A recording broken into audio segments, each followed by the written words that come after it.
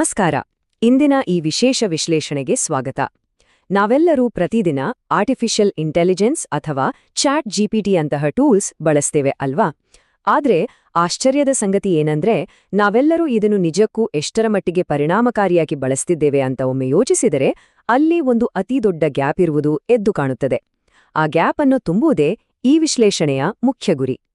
ನೋಡಿ, ಒಂದು ಅಚ್ಚರಿಯ ಅಂಕಿಅಂಶ ಏನಂದ್ರೆ 99% ಜನ ಈ ಟೂಲ್ನ ಅದರ ಸಂಪೂರ್ಣ ಸಾಮರ್ಥ್ಯಕ್ಕೆ ತಕ್ಕಂತೆ ಬಳಸ್ತಾ ಇಲ್ಲ. ಹೌದು, ಕೇವಲ 1% ಜನ ಮಾತ್ರ ಇದರ ಅಸಲಿ ಪವರ್ ಏನಂತ ತಿಳಿದಿದ್ದಾರೆ. ಹಾಗಾದ್ರೆ ಆ 99% ಗುಂಪಿನಿಂದ ಹೊರಬಂದು ಒಬ್ಬ ಪವರ್ ಯೂಸರ್ ಆಗೋದು ಹೇಗೆ? ಬನ್ನಿ, ಇವತ್ತು ಅದನ್ನೇ ಡಿಕೋಡ್ ಮಾಡೋಣ.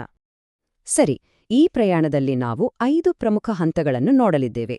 The basic prompting problem, the RTCRO framework, voice ಮತ್ತು ಮಲ್ಟಿಮಾಡೆಲ್ ಫೀಚರ್ಗಳು, ಏಜೆಂಟ್ಸ್ ಹಾಗೂ ಡೀಪ್ ರಿಸರ್ಚ್ ಮತ್ತು ಕೊನೆಯದಾಗಿ ಪರ್ಸನಲೈಸೇಷನ್. ಬನ್ನಿ, ನೇರವಾಗಿ ಮೊದಲನೇ ವಿಷಯಕ್ಕೆ ಧುಮುಕೋಣ. ಮೊದಲನೆಯದಾಗಿ ಡಿ ಬೇಸಿಕ್ ಪ್ರಾಂಪ್ಟಿಂಗ್ ಪ್ರಾಬ್ಲಮ್, ಅಂದರೆ ಆ 99% ಬಳಕೆದಾರರು ಮಾಡುವ ಆ ಅತ್ಯಂತ ಸಾಮಾನ್ಯ ತಪ್ಪು ಯಾವುದು ಅಂತ ನೋಡೋಣ. ಉದಾಹರಣೆಗೆ 3 ದಿನದ ಗೋವಾ ಟ್ರಿಪ್ ಪ್ಲಾನ್ ಮಾಡಿ ಅಂತ ಮಾತ್ರ ಟೈಪ್ ಮಾಡಿದ್ರೆ ಏನಾಗತ್ತೆ? ಯಾವುದೋ ಬೋರ್ ಹಡಿಸುವ, ಎಲ್ಲರಿಗೂ ಕೊಡುವಂಥದ್ದೇ ಕಾಮನ್ ಆನ್ಸರ್ ಸಿಗುತ್ತೆ. ಆದ್ರೆ ನಾನು ಬೆಂಗಳೂರಿನಿಂದ ಒಬ್ಬನೇ ಟ್ರಿಪ್ ಹೋಗ್ತಿದ್ದೀನಿ, ನನ್ಗೊಂದು ಪಕ್ಕಾ ವೆಜ್ ಪ್ಲಾನ್ ಬೇಕು ಅಂತ ಸ್ವಲ್ಪ ಡೀಟೇಲಾಗಿ ಹೇಳಿ ನೋಡಿ, ರಿಸಲ್ಟ್ ಸಂಪೂರ್ಣವಾಗಿ ಬದಲಾಗತ್ತೆ. ನಿಖರವಾದ ಮಾಹಿತಿ ಅಥವಾ ಕಾಂಟೆಕ್ಸ್ಟ್ ಕೊಡೋದು ಇಲ್ಲಿ ಎಷ್ಟು ಮುಖ್ಯ ಅಂತ ಇದರಿಂದ ನಮಗೆ ಸ್ಪಷ್ಟವಾಗಿ ಅರ್ಥವಾಗುತ್ತೆ. ಈ ಸಮಸ್ಯೆಯನ್ನು ಬಗೆಹರಿಸಲು ನಮಗೊಂದು ಸಾಲಿಡ್ ಸೊಲ್ಯೂಷನ್ ಬೇಕು. ಅದೇ ದಿ RTCRO ಫ್ರೇಮ್ವರ್ಕ್. ಇದುವೇ ನಮ್ಮ AI ಮಾಸ್ಟರಿಯ ಅಡಿಪಾಯ. ಈ ಸ್ಲೈಡ್ನಲ್ಲಿರುವ ಮಾಹಿತಿ ನಿಜಕ್ಕೂ ಒಂದು ಗೇಮ್ ಚೇಂಜರ್ ಅಂತಾನೆ ಹೇಳಬಹುದು. ಈ RTCRO ಫ್ರೇಮ್ವರ್ಕ್ ಅನ್ನು ಬಿಡಿಸಿ ನೋಡೋಣ. R ಅಂದ್ರೆ ರೋಲ್, ಅಂದ್ರೆ AI ಯಾವ ಪಾತ್ರ ವಹಿಸಬೇಕು. T ಅಂದ್ರೆ ಟಾಸ್ಕ್, ಮಾಡಬೇಕಾದ ಕೆಲಸ. C ಅಂದ್ರೆ ಕಾಂಟೆಕ್ಸ್ಟ್ ಅಥವಾ ಹಿನ್ನೆಲೆ ಮಾಹಿತಿ. R ಅಂದ್ರೆ ರೀಸನಿಂಗ್, ಇದರಿಂದಿನ ಲಾಜಿಕ್ ಅಥವಾ ಆಲೋಚನಾ ಕ್ರಮ. ಮತ್ತು ಕೊನೆಯದಾಗಿ O ಅಂದ್ರೆ ಔಟ್ಪುಟ್ ಫಾರ್ಮ್ಯಾಟ್, ನಮಗೆ ಉತ್ತರ ಯಾವ ರೂಪದಲ್ಲಿ ಬೇಕು ಎನ್ನುವುದು. ಈ 5 ಹಂತಗಳು AIಗೆ ಬೇಕಾದ ಪ್ರತಿಯೊಂದು ಮಾಹಿತಿಯನ್ನು ಪಕ್ಕಾ ಆಗಿ ಒದಗಿಸುತ್ತವೆ. ಇಷ್ಟೇ ಅಲ್ಲ, ಈ ಅದ್ಭುತ ಉತ್ತರಗಳ ಹಿಂದೆ ಕೆಲಸ ಮಾಡುವ ಎಂಜಿನ್ ಕೂಡ ಅಷ್ಟೇ ಪವರ್ಫುಲ್ ಆಗಿದೆ. ಇದರಲ್ಲಿ ಪ್ರಮುಖವಾಗಿ 4 ಮೋಡ್ಗಳಿವೆ. ಆಟೋ ಮೋಡ್, ಇದು ತಾನಾಗಿಯೇ ಎಷ್ಟು ಸಮಯ ಯೋಚಿಸಬೇಕು ಅಂತ ನಿರ್ಧರಿಸುತ್ತೆ. ತಕ್ಷಣ ಉತ್ತರ ಬೇಕಾದ್ರೆ ಇನ್ಸ್ಟೆಂಟ್ ಮೋಡ್ ಇದೆ. ದೀರ್ಘಕಾಲದ ಕಾಂಪ್ಲೆಕ್ಸ್ ಲಾಜಿಕ್ಕು ಥಿಂಕಿಂಗ್ ಮೋಡ್ ಬಹಳ ಉಪಯುಕ್ತ. ಇನ್ನು ಅತ್ಯುನ್ನತ ಮಟ್ಟದ ರಿಸರ್ಚ್ಗಾಗಿ ಪ್ರೋ ಮೋಡ್ ಇದೆ. ಸರಿ, ಬರೀ ಟೆಕ್ಸ್ಟ್ ಬಗ್ಗೆ ಮಾತನಾಡಿದ್ದಾಯಿತು. ಈಗ ಟೆಕ್ಸ್ಟ್ಗಿಂತ ಒಂದು ಹೆಜ್ಜೆ ಮುಂದೆ ಹೋಗೋಣ. ವಾಯ್ಸ್ ಮತ್ತು ಮಲ್ಟಿಮಾಡೆಲ್ ಫೀಚರ್ಗಳ ಪ್ರಪಂಚ ಇದು. ಇದು ಹೇಗೆ ಫೀಲ್ ಆಗುತ್ತೆ ಅಂತ ಒಂದು ಸಣ್ಣ ಉದಾಹರಣೆ ಗಮನಿಸಿ. Can you talk to me in Hindi and sound a bit more humorous? ಅಂದ್ರೆ ನನ್ನ ಜೊತೆ ಹಿಂದಿಯಲ್ಲಿ ಸ್ವಲ್ಪ ತಮಾಷೆಯಾಗಿ ಮಾತನಾಡ್ತೀಯಾ ಅಂತ ಕೇಳಿದ್ರೆ ಸಾಕು, ವಾಯ್ಸ್ ಮೋಡ್ ತಕ್ಷಣ ತನ್ನ ಟೋನ್ ಬದಲಾಯಿಸ್ಕೊಳ್ಳುತ್ತೆ. ಇದು ಎಷ್ಟು ಇಂಟ್ಯೂಟಿವ್ ಆಗಿರುತ್ತೆ ಅಂದ್ರೆ ನಮ್ಮ ಪಕ್ಕದಲ್ಲಿ ಕೂತಿರೋ ಯಾವುದೋ ಆಪ್ತ ಸ್ನೇಹಿತನ್ ಜೊತೆ ಮಾತನಾಡಿದಷ್ಟೇ ನ್ಯಾಚುರಲ್ ಆಗಿರುತ್ತೆ. ಇನ್ನು ಇಮೇಜ್ ಜನರೇಷನ್ ಸಾಮರ್ಥ್ಯವಂತೂ ಲಿಟ್ರಲಿ ಮೈಂಡ್ ಬ್ಲೋಯಿಂಗ್. ನಾವು ಟೈಪ್ ಮಾಡಿದ ವಾಕ್ಯಗಳನ್ನು ಸೆಕೆಂಡ್ಗಳಲ್ಲಿ ಅತ್ಯದ್ಭುತ ಚಿತ್ರಗಳನ್ನಾಗಿ ಇದು ಕನ್ವರ್ಟ್ ಮಾಡುತ್ತೆ. ಯೋಚಿಸಿ, ಬೆಂಗಳೂರು ಏರ್ಪೋರ್ಟ್ ರಸ್ತೆಯಲ್ಲಿರೋ ಒಂದು ಐಫೋನ್ ಜಾಹೀರಾತಿನ ರಿಯಲಿಸ್ಟಿಕ್ ಚಿತ್ರ ಬೇಕಾ? ಅಥವಾ ಹೊಸ GST ಬಿಲ್ ಬಗ್ಗೆ ಒಂದು ಪ್ರೊಫೆಷನಲ್ ಇನ್ಫೋಗ್ರಾಫಿಕ್ ಬೇಕಾ? ಎಲ್ಲವೂ ಕೇವಲ 1 ನಿಮಿಷದೊಳಗೆ ನಮ್ಮ ಕಣ್ಮುಂದೆ ಇರುತ್ತೆ. ಈಗ ಬರೋಣ ನಮ್ಮ ಮುಂದಿನ ಹಾಗೂ ಅತ್ಯಂತ ರೋಚಕ ವಿಭಾಗಕ್ಕೆ, ಏಜೆಂಟ್ಸ್ ಮತ್ತು ಡೀಪ್ ರಿಸರ್ಚ್.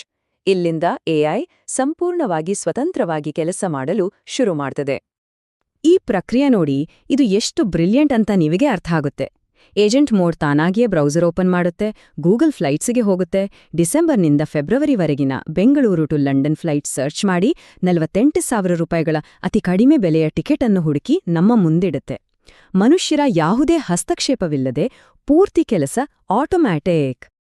ಏಜೆಂಟ್ಸ್ನಂತೆಯೇ ಬರುವ ಮತ್ತೊಂದು ಬ್ರಹ್ಮಾಸ್ತ್ರ ಅಂದ್ರೆ ಡೀಪ್ ರಿಸರ್ಚ್. ಇದೇನು ಗೊತ್ತಾ? ಇದು ಸುಮ್ಮನೆ ನಮ್ಮ ರೆಗ್ಯುಲರ್ ಗೂಗಲ್ ಸರ್ಚ್ ಮಾಡಿದ ಹಾಗಲ್ಲ. ಇದು ಒಂದು PhD ಮಟ್ಟದ ಅತಿ ಆಳವಾದ ತನಿಖೆ. 100 ವೆಬ್ಸೈಟ್ಸ್ಗಳಿಂದ ಅಪಾರ ಪ್ರಮಾಣದ ಡೇಟಾ ಕಲೆ ಹಾಕಿ ಒಂದು ದೊಡ್ಡ ಕನ್ಸಲ್ಟಿಂಗ್ ಫರ್ಮ್ ಹೇಗೆ ಕೆಲಸ ಮಾಡುತ್ತದೋ ಅದೇ ರೀತಿ ಕಾಂಪ್ಲೆಕ್ಸ್ ಸಮಸ್ಯೆಗಳನ್ನು ಅನಲೈಸ್ ಮಾಡಿ ರಿಪೋರ್ಟ್ ಕೊಡ್ತದೆ. ಇದಕ್ಕೊಂದು ಪರ್ಫೆಕ್ಟ್ ಉದಾಹರಣೆ ಇಲ್ಲಿದೆ. ಭಾರತೀಯ ಜೆನ್ ಝಿ ಯುವಜನತೆಯ ಖರ್ಚು ಮಾಡುವ ಅಭ್ಯಾಸಗಳು ಅನ್ನೋ ಕ್ಲಿಷ್ಟಕರವಾದ ಟಾಪಿಕ್ ಮೇಲೆ ಡೀಪ್ ರಿಸರ್ಚ್ ರನ್ ಮಾಡಿದ್ರೆ ಕೇವಲ 16 ನಿಮಿಷಗಳಲ್ಲಿ ಬರೋಬ್ಬರಿ 132 ಸೋರ್ಸ್ಗಳನ್ನು ಅನಲೈಸ್ ಮಾಡಿ ಒಂದು 8 ಪುಟಗಳ ಸಮಗ್ರವಾದ PDF ರಿಪೋರ್ಟ್ ಸಿದ್ಧವಾಗುತ್ತೆ. ನಾವೇ ಮ್ಯಾನ್ಯುಯಲ್ ಆಗಿ ಮಾಡಿದ್ರೆ ದಿನಗಟ್ಟಲೆ ಹಿಡಿಯುವ ಕೆಲಸ ಮಿನಿಟ್ಸಲ್ಲಿ ಮುಗ್ದೋಗುತ್ತೆ. ಕೇವಲ ರಿಸರ್ಚ್ ಮಾತ್ರ ಅಲ್ಲ, ಈ ಸಿಸ್ಟಮ್ ಬೇರೆ ಬೇರೆ ಆಪ್ಸ್ಗಳ ಜೊತೆಗೂ ತುಂಬಾ ಸ್ಮೂತ್ ಆಗಿ ಕನೆಕ್ಟ್ ಆಗತ್ತೆ. ಕ್ಯಾನ್ವಾ ಬಳಸಿ ಸವ್ಯಾಸಾಚಿ ಬ್ರ್ಯಾಂಡ್ ಬಗ್ಗೆ 10 ಪುಟಗಳ ಪ್ರೆಸೆಂಟೇಷನ್ ಮಾಡಬೇಕಾ, ಅಥವಾ ಸ್ಪಾಟಿಫೈನಲ್ಲಿ ಟೇಲರ್ ಸ್ವಿಫ್ಟ್ ಸ್ಟೈಲ್ನಲ್ಲಿ ಪ್ಲೇಲಿಸ್ಟ್ ಕ್ರಿಯೇಟ್ ಮಾಡಬೇಕಾ? ಗಿಟ್ಹಬ್ ಅಥವಾ ಡಿಜಿಟಲ್ ಕ್ಯಾಲೆಂಡರ್ ಜೊತೆಗೂ ನೇರವಾಗಿ ಇಂಟಿಗ್ರೇಟ್ ಆಗಿ ನಮ್ಮ ಕೆಲಸಗಳನ್ನು ಸಲೀಸಾಗಿ ಮಾಡಿ ಮುಗಿಸುತ್ತದೆ. ಬನ್ನಿ, ಈಗ ನಾವು ಈ ಮಾಸ್ಟರಿ ಜರ್ನಿಯ ಕೊನೆಯ ಹಂತವನ್ನು ತಲುಪಿದ್ದೇವೆ. ಅದೇ ಪರ್ಸನಲೈಸೇಷನ್ ಮತ್ತು ಕಸ್ಟಮ್ ಜಿಪಿಟಿಗಳು. ಇಲ್ಲಿ ಈ ಪ್ಲಾಟ್ಫಾರ್ಮ್ ನಮ್ಮದೇ ಆದ ಸ್ವಂತ ಪ್ರೊಆಕ್ಟಿವ್ ಅಸಿಸ್ಟೆಂಟ್ ಆಗಿ ಬದಲಾಗ್ತದೆ. ನಾವು ದಿನನಿತ್ಯ ಪದೇ ಪದೇ ಮಾಡುವ ಕೆಲಸಗಳನ್ನ ತಾನಾಗಿಯೇ ನಡೆಯುವಂತೆ ಸುಲಭವಾಗಿ ಆಟೋಮೇಟ್ ಮಾಡಬಹುದು.